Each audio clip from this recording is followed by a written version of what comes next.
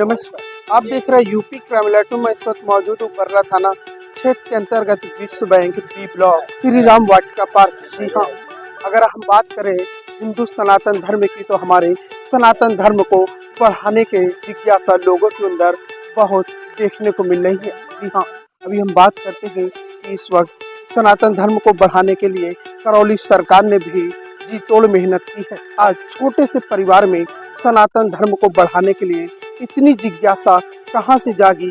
क्या सनातन धर्म को बढ़ाने का तरीका इस प्रकार अपनाया है?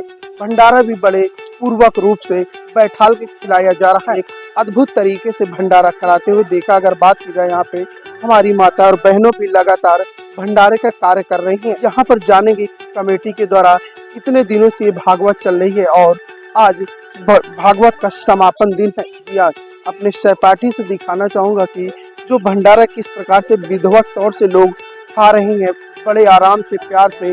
और बात करें तो इस भंडारे के लिए तो लोगों ने कहा है कि हमें सनातन धर्म बढ़ाने के लिए जिज्ञासा होनी चाहिए। इस प्रकार से लोग बैठ करके आराम से भोजन ग्रहण कर रहे हैं। फिर क्या परिचय है? मेरा नाम प्रदीप निगम है और मैं इस समिति के एक सदस्य हूँ। हम सब लोगों ने विगत 7 दिनों से एक पूरी जनता के मार्फत से एक प्रयास किया था कि आदरणीय गुरुवर द्वारिकापुरी जी, काली मैया जी हमारे क्षेत्र में जबलपुर से आएँ और यहाँ पे आके श्रोता जितने हमारे हैं और भक्तगणों को हमारे सनातन धर्म के बारे में ज्ञान दें। विगत 7 दिनों से ये कथा चली आ रही थी और इस कथा में बढ़ करके न केवल एक मोहल्ले बल्कि पूरे बर्रा विश्व बैंक के लोग यहाँ पे इकट्ठा हुए हैं और बहुत ही अच्छा और सुंदर तरीके से पूरा कार्यक्रम निपटा है।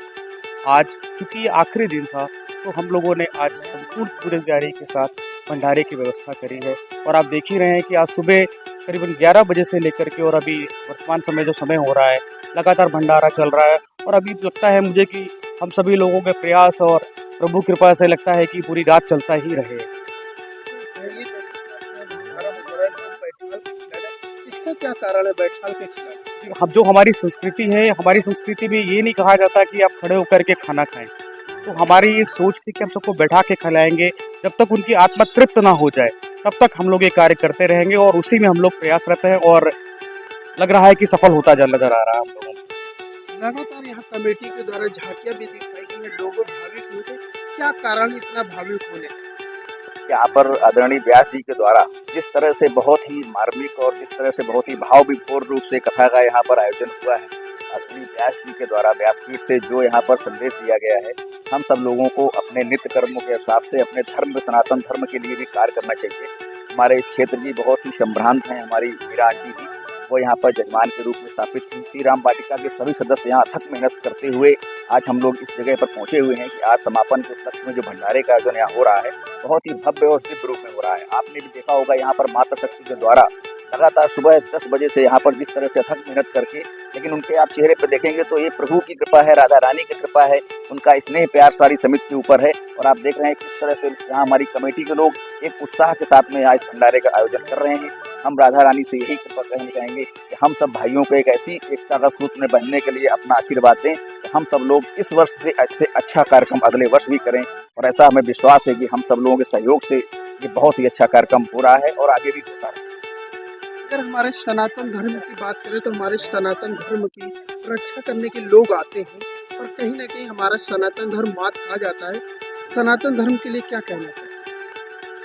इस समय पहले की अपेक्षा लोगों में सनातन धर्म के प्रति प्रगाढ़ बढ़ा है और उसी कारण क्या है कि अब बढ़ चढ़ के हमारी नई जनरेशन भी है, पूरा काम कर रही है। अभी जैसे लोग पहले क्या होता था कि लोग काम इतना नहीं करते थे, लेकिन पूजा पाठ और सब में उनको विश्वास बढ़ा है और हम लोग भी संस्कार जो है उसी हिसाब से दे रहे हैं। क्योंकि सब आजकल मीडिया है, मीडिया के कारण लोगों को तो पता चल रहा है कि हाँ क्या इसका फायदा है क्या नहीं है। और हमारा जो सनातन धर्म है वो विज्ञान से रिलेटेड है, तो विज्ञान का ही कारण है कि हम उसको मान रहे हैं और उसका पूरा यूटिलाइजेशन भी करते हैं कि हाँ क्या चीज़ होना चाहिए क्या नहीं चाहिए। क्योंकि इसके विदेशी जो हैं वो भी सनातन धर्म को ही मान रहे हैं। देखिए आप जैसे कहीं और भी दूसरी जगह जाएंगे, वहाँ पे सब यहाँ पे रह के उसका लाभ ले रहे हैं और हम लोग भी आगे उसी चीज़ को बढ़ा रहे हैं। हमारे देश के प्रधानमंत्री नरेंद्र मोदी जी ने 5-5.5 सालों का हम सबका सपना पूरा किया है, उन्हें क्या संदेश देना चाहते हैं?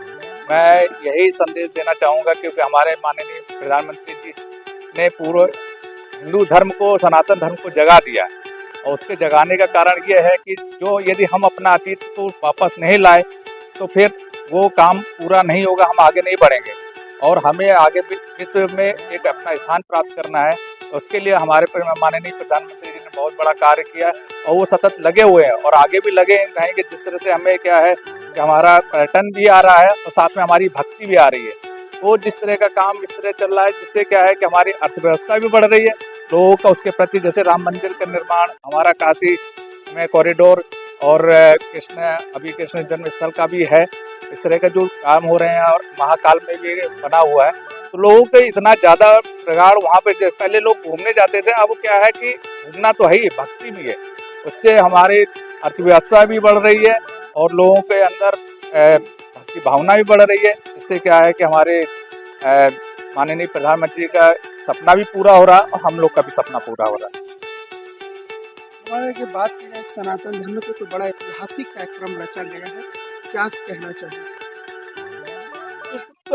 ये जो भक्ति है, ये जो इतिहास जो रचा है हमारे मोदी जी ने, इससे जो पहले जो हमारी जो संस्कृति जो डूब रही थी, आज वो संस्कृति देखिए। अभी यहाँ पर अपने भारत में जो अयोध्या में राम मंदिर का जो उन्होंने उद्घाटन किया, उसके बाद अबू धाबी में देखिए कितना भव्य उद्घाटन।